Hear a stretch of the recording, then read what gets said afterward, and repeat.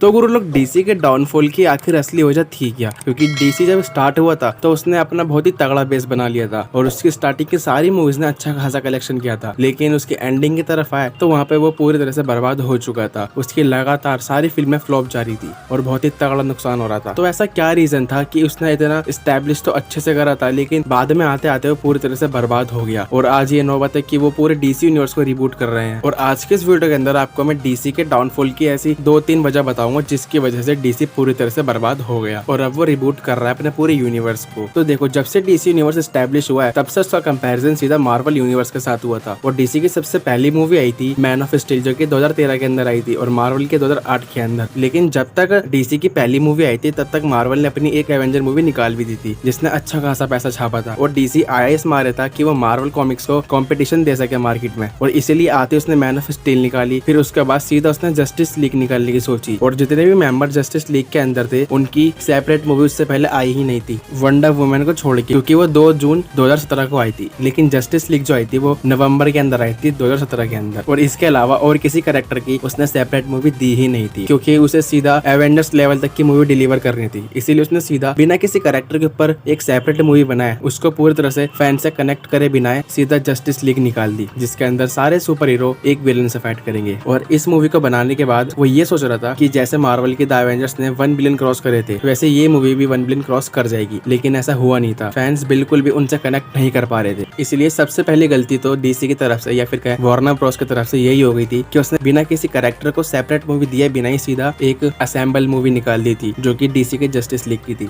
और वहीं पे मार्वल ने पहले सबके ऊपर एक पर्सनल सेपरेट मूवी दी, उसके बाद उन्हें असेंबल किया द एवेंजर्स के अंदर। लेकिन डीसी वालों ने यहाँ पे जल्दबाजी कर दी थी। अब कंपटीशन करना अच्छी बात है, लेकिन कंपटीशन की जगह देखा देखी करना ये बुरी बात है। यहाँ पे बंदा पूरी तरह से बर्बाद हो जाता है, जो कि डीसी भी हो गया था। लेकिन उसके बाद फिर आती है इसकी एक्वामैन, जो कि 1 बिलियन क्रॉस कर देती है और इसी के बाद डीसी का कॉन्फिडेंस और भी ज्यादा बढ़ जाता है। और इस मूवी के बाद वो ये सोचने लग गया था कि अब वो जो भी बना कर देंगे फैंस उसे एक्सेप्ट कर लेंगे और वो कमाई करेगी। और इसके बाद डीसी का फ्यूचर थोड़ा बहुत अच्छा चल रहा था, लेकिन फिर बाद में वो घटिया मूवीज बनाना स्टार्ट कर देता है, क्योंकि वो पूरी तरह से कॉन्फिडेंट हो गया था या फिर ओवर कॉन्फिडेंट हो गया था कि वो कुछ भी बना कर देंगे और फैंस उसे एक्सेप्ट कर लेंगे। लेकिन ऐसा नहीं हुआ, बल्कि वो मूवीज धीरे धीरे फ्लॉप होना स्टार्ट हो गई। जैसे कि सबसे पहले शज़ैम फ्यूरी ऑफ गॉड, वो बुरी तरह से पिट गई। फिर ब्लैक एडम, फिर फ्लैश, फिर एक्वामैन 2, ये सारी मूवी लगातार पिटी थी। इसकी एक ही वजह थी डीसी का अपनी मूवीज की स्टोरी लाइन के ऊपर बिल्कुल भी ध्यान नहीं देना। और डीसी के डाउनफॉल की दूसरी वजह ये है कि वो अपने डायरेक्टर्स को पूरी छूट देते ही नहीं है, मतलब उन्हें क्रिएटिविटी की पूरी छूट देते ही नहीं है। वो ये सब अपने अंडर में रखते हैं और यहाँ तक कि वो मूवी का नाम भी खुद ही सजेस्ट करते हैं, ना कि वो डायरेक्टर्स को रखने देते हैं।